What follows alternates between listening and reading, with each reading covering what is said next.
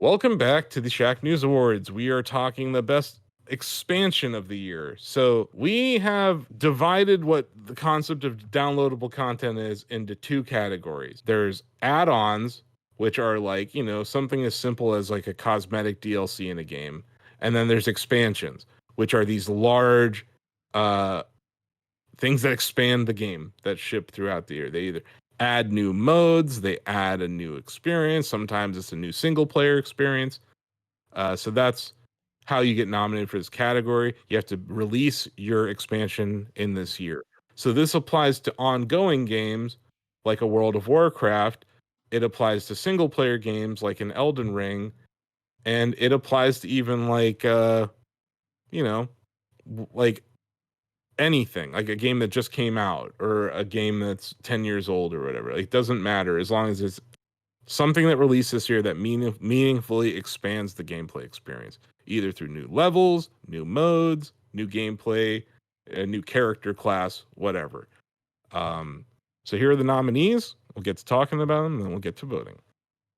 Splatoon 3 Side Order, Elden Ring, Shadow of the Erdtree, Destiny 2 The Final Shape, DayZ Frostline, World of Warcraft The War Within, and last but not least, Diablo 4 The Vessel of Hatred.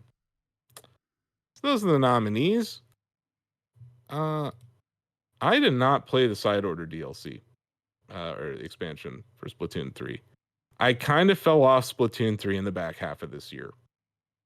I was pretty involved in playing that. I was mainly just a Splatfest kind of player, but I would participate in Splatfest all the time. I don't know. I haven't been that big of a fan of the single player Splatoon experiences in 2 and in 3. I do think they improved it in 3.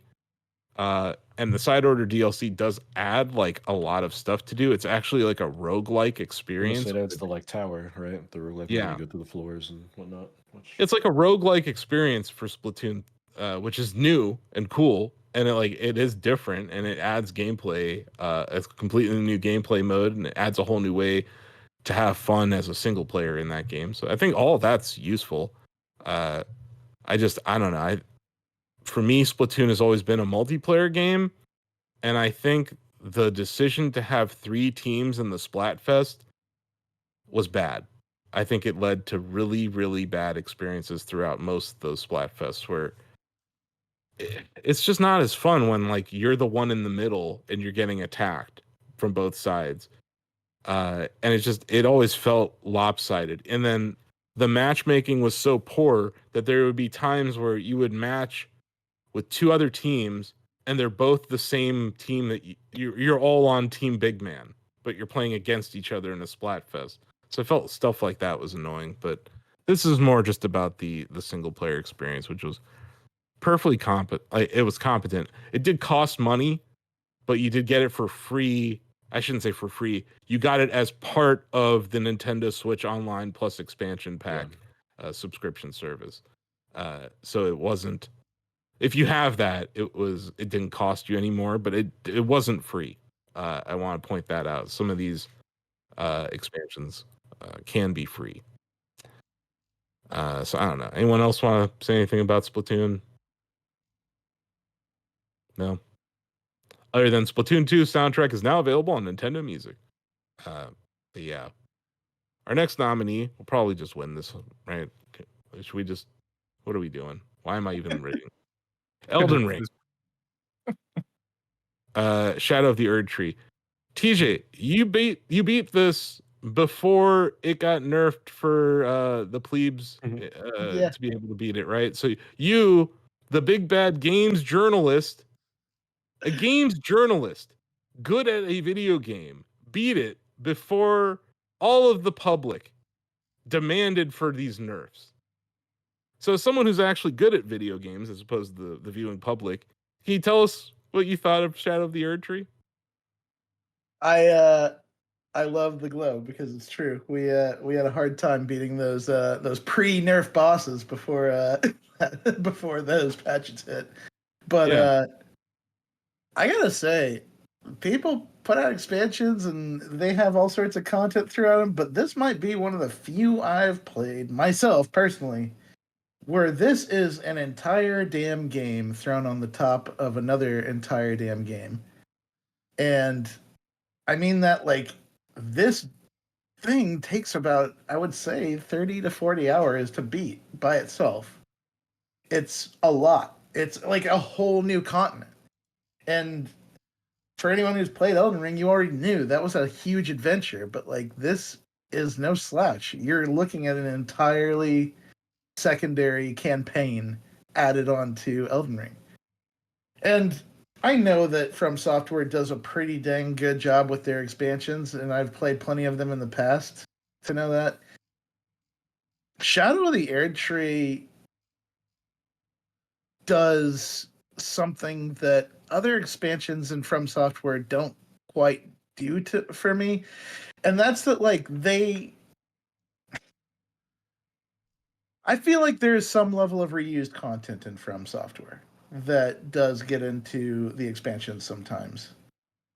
I felt That's like most devs though. Yeah.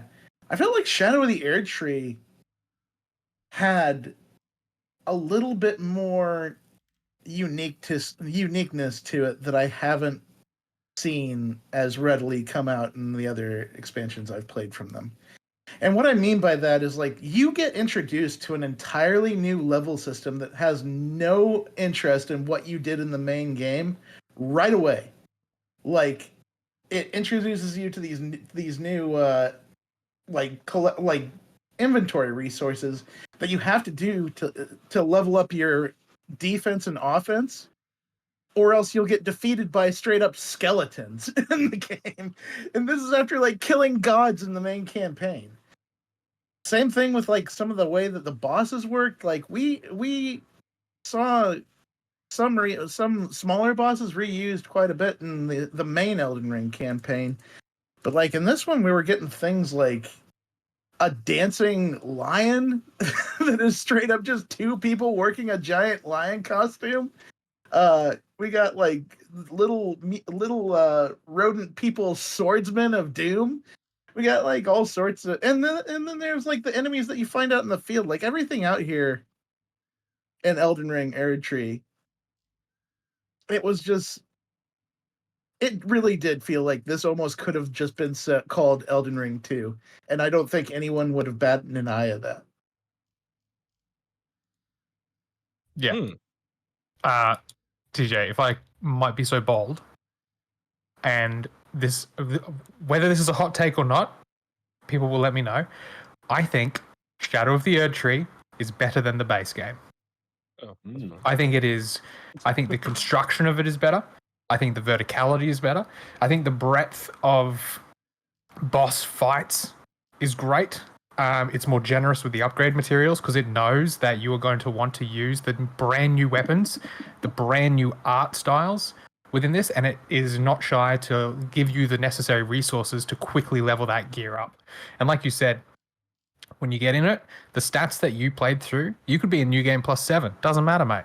You're going to get rinsed. You got to get those upgrade materials that are locked to the Shadow of the Erdtree region in order to make any sort of meaningful progress. And you mentioned about like overlaying.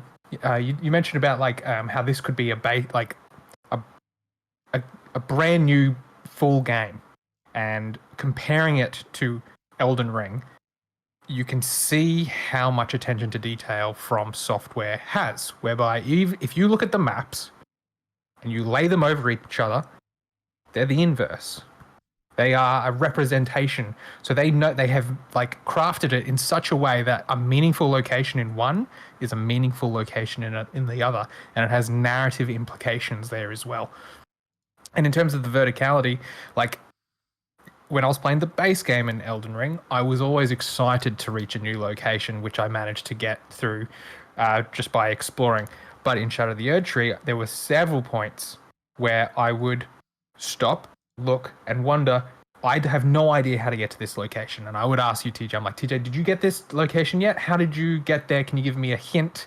And even you at some points were like, oh, I haven't actually I don't know yet. I don't know. Other times you're like, okay, well maybe Sam, you want to check out this little area here because I don't want to miss anything in these sort of games. And Shadow of the Erdtree just amazed me from start to finish, and talk about an incredible final boss. Absolutely incredible. And yeah, if you manage to defeat him before all the easy mode patches came out, then more power to you. As someone who can't get past anything in that game, this all sounds terrible to me. But you know, like, I get it. Like, I understand why it's a meaningful expansion. I patently suck at Souls games. So once I get past the first boss in Demon Souls, I'm sure I'll feel differently about this. But yeah. I am curious to know though, because like we do have another fanatic of From Software here. David, have you played it? I have not. He kind of bounced off of Elden Ring. Yeah, I'm a little Souls out. I have deep respect for those games, but after over 3,000 hours, I just can't. That's fair. I mean, the dude mastered a ladle only run in Dark Souls 2. Like, I think after that, you need to There's take nowhere else to go. You gotta take at least 10 years off. David will play Elden Ring on Switch 2. There you go. I think that's what's gonna happen, unless Sony buys it and prevents that from happening. But yeah, Destiny 2. That's a game that we cover here pretty intensely at Shacknews. You could argue it had maybe one of its best expansions ever this year, Sam. You could definitely argue that. I would. I think I would be likely to agree with that. Yeah, if we look at it as the final, like, let's ignore everything episodes that have come out. Ignore that. We're not talking about any of the bad stuff that happened after. We're talking about the final shape. And exactly. The ending of this 10-year journey for a lot of people. Yeah. What was the final movie in the Marvel saga? Is it Endgame? It was Endgame, right? Avengers Endgame. Yeah. Destiny 2 had its Endgame. We defeated the big bad. It was a capstone to a 10-year narrative that paid off with a brand new zone to explore that utilized different mechanics and systems that players hadn't encountered before. Introduced a wealth of new weapons to chase. It added one of the most difficult and brutal day one raid experiences that I've ever tried to undertake. Yeah. It left me fractured and broken and wondering whether I was actually any good at video games. So it was great. It was everything that I wanted. It introduced a brand new subclass featuring a level of build crafting not before achievable with the current plethora of options that players have. And it even after finishing the campaign, it continued to, blossom. It continued to have these elements come forth, and players were digging deep into it, and it harkened back to things that players had experienced back in the original Destiny in 2014. And it was just, it was, if you played the final shape, finished the campaign, did the raid, got your guns, and left, you can rest easy at night knowing that you played the best part of Destiny 2 and you finished the saga in, I think, the way it was supposed to be finished. Nice. So despite the soul-crushing raid, you still have nice things to say about it. I do. And as someone who's just been editing your articles for the past decade or whatever about Destiny, and I accidentally won Destiny 1 one time, but yeah, I actually installed Destiny and the final shape during this period because I was like, wow, I kind of want to finish this. Like, that was cool. That battle, like series of battles, but that battle at the end and the environment that they built for that battle, stunning, beautiful. Yeah. Some of the most iconic scenes, I think, in the history of this game took place in the final shape. Yeah, and, it was a love letter to everything that we'd been through. That environment took bits that we had experienced and scattered them out in this fantastical location. So yeah, I think it's definitely a worthy nomination. It's probably the last time that this game will be in this category. I don't think there's another expansion coming. I don't think so. But you never know. On to another game that literally celebrated its 10th anniversary this year. Also, DayZ added a whole new wintry map location and some other stuff with this Frostline expansion, right, TJ? Yes, this is one of the biggest expansions that DayZ has seen in years. So this map is winter themed, and it brings a lot of cold weather mechanics to the game that weren't there before. And we're talking about a whole new system of temperature and debilitating effects that it can do to you if you stay out and are if you face exposure for too long. We're talking about a whole new set of elements that apply to food that you find. Like, you actually have to, if you find food, that's only part of the equation now. Now you have to figure out a way to warm it up, because most of it is frozen if you just find it in the wild. And then clothes and weapons and locations that go with that. They updated so much to do this expansion.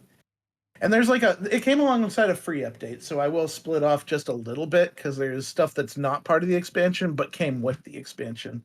And I don't know, do we feel like a free update that comes alongside of an expansion is kind of part of that? Yeah, kind of. I mean, they kind of were shipped together, right? Mhm. Yeah, so I think that's fair, because I'm sure the expansion takes advantage of some of those things, Yeah. right? Yeah, but it technically no, but I don't know. I don't think we're Yeah. And we're so not Jeff Keighley here. We're not gonna throw you out just because you yell about Bill Clinton or something. But yeah, DayZ has been around for a long, long, long, long time. And so to do something that kind of flips your survival on its head and adds new elements and layers to it, it's kind of a big deal for a game like this.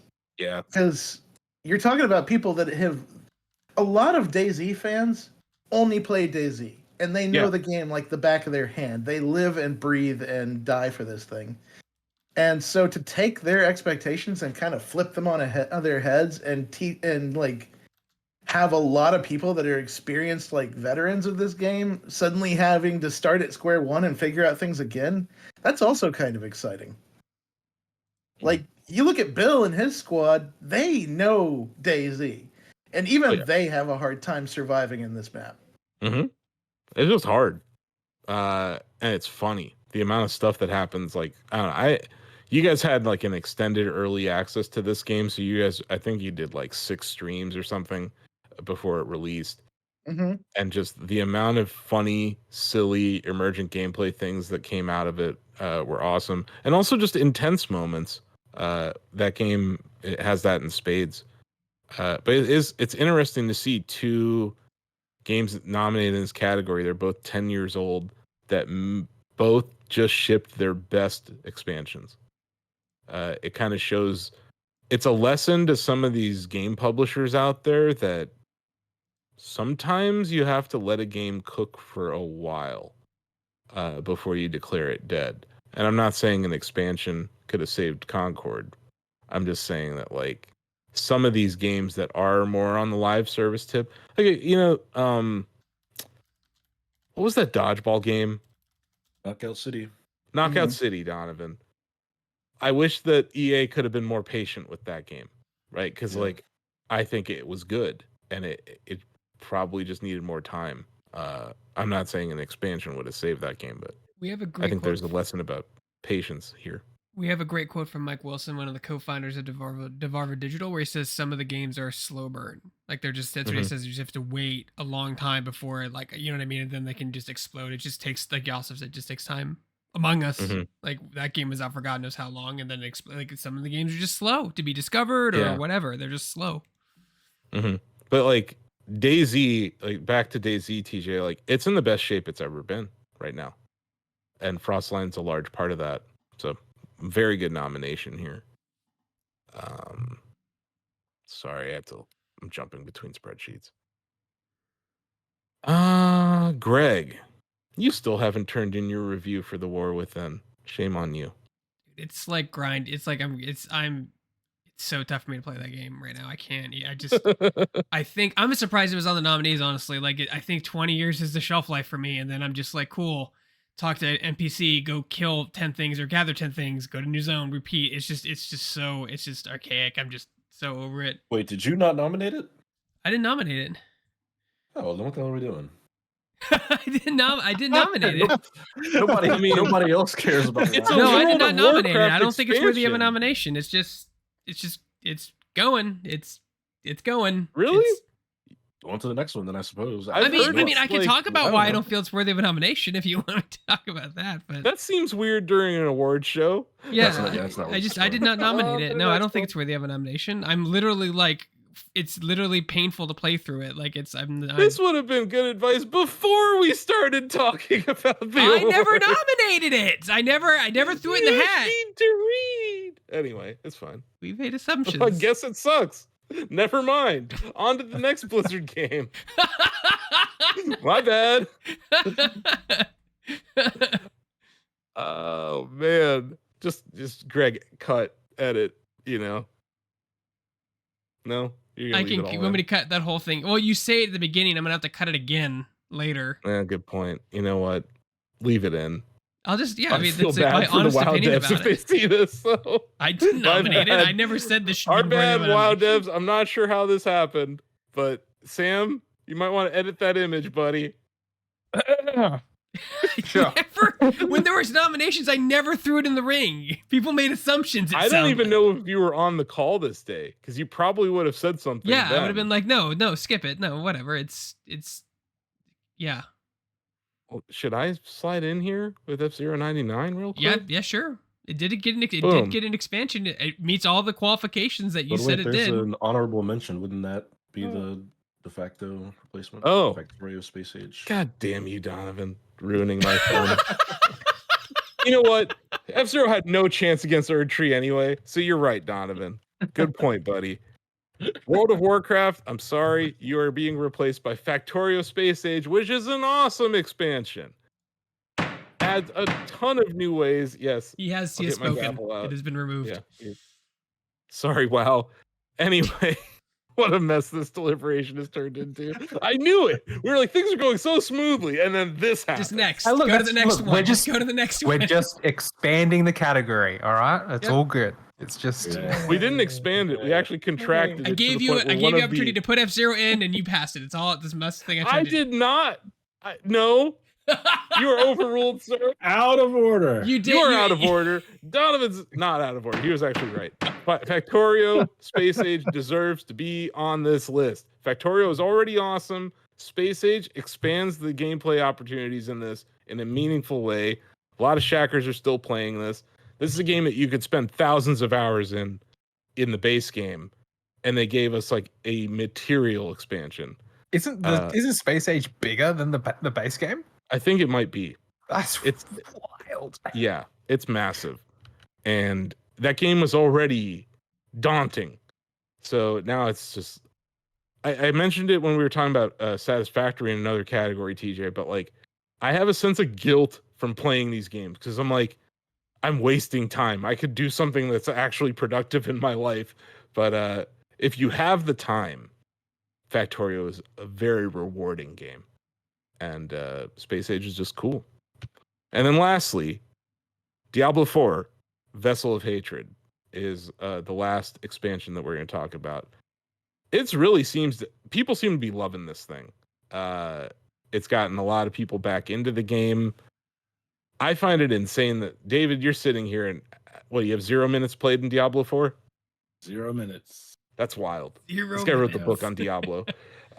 So like, I don't know if this franchise appeals to the same people anymore. But yeah, Vessel of Hatred the reviews have been very positive for it. I've heard good things about it. Isn't this how it got into most improved? Because people like this update so much. Mhm. So Yeah. I'm sure it's good. I forget, did Ozzy play this? This might be one that he would have talked Yes. about. But I believe it was Ozzy. I think we had a freelancer maybe not review it, but write up impressions for us. Right. I can't comment on this history though. It's fascinating to me that this happened with Diablo 3, where Mhm.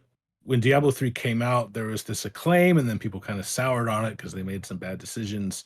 And then a couple of years later, the first expansion came out, and people loved it again. And it feels like that happened with Diablo 4. I mean, these games are so big now, and there are tens of millions of players that I feel like they just need time and expansion to kind of dial in what's working for the audience. I think you're dead right, David, because it was very similar. Diablo 4 comes out, there's hype around it, it gets reviewed well, and then a few months into it, people are like, I don't like where this meta is going, blah, blah, blah, grumble, Right, grumble. right. And now a year later, Vessel of Hatred comes out, and they're like, wow, this is materially better. I think that comparison is very sound. Yeah, I don't know. I am happy that I the dungeon haven't. crawler genre is still alive, though. Like, that's a genre that's really old, and I'm happy that it's still like Path of Exile and Diablo, and there's other games that try it sometimes. Like, we like that genre. I like that genre. I want it to stay alive, and Diablo And, helps do that.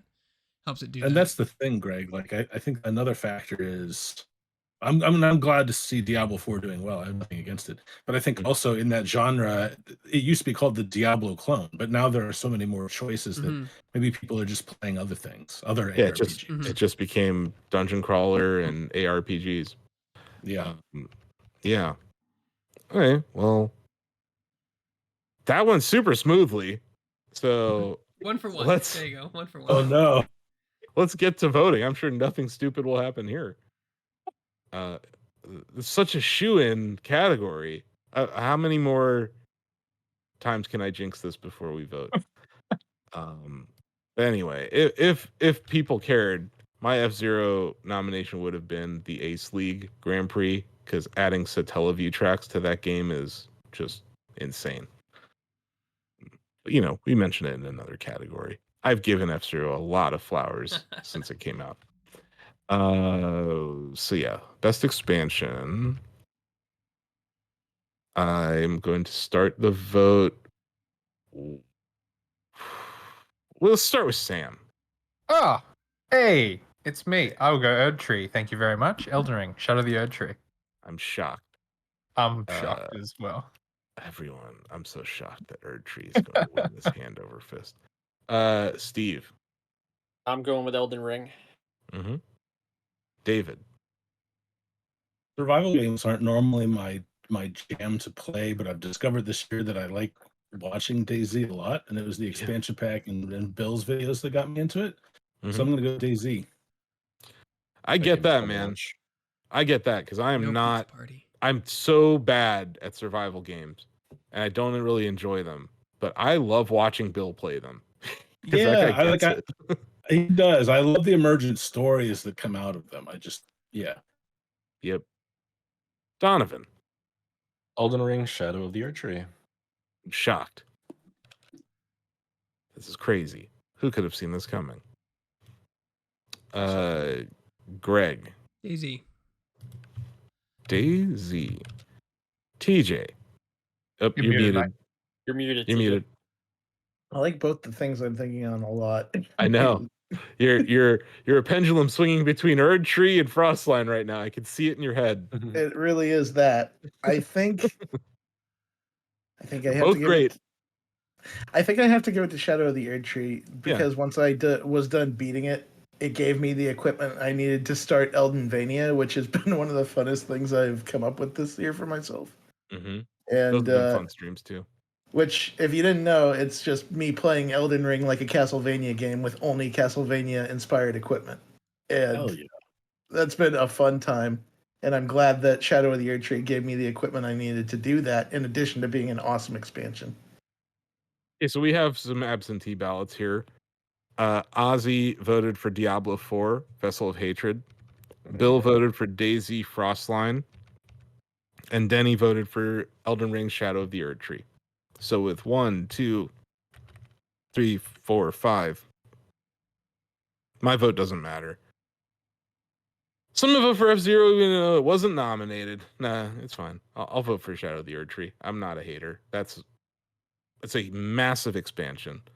And categorically loved by people who love that game. That game won Game of the Year here at Shacknews when it came out. it stood above a lot of other games that year. I want to say that was 2022, right? Correct. Yeah. Yeah. So 2 years later, you have this massive expansion for a game of the year. It's not that surprising to see it win this category. So, congratulations to From Software and maybe Sony in the future. You guys have won the Shacknews Award for Best Expansion of the Year 2024. Such as it is, this battle could not be more fitting. For the birth of a new god and the coming of a lord,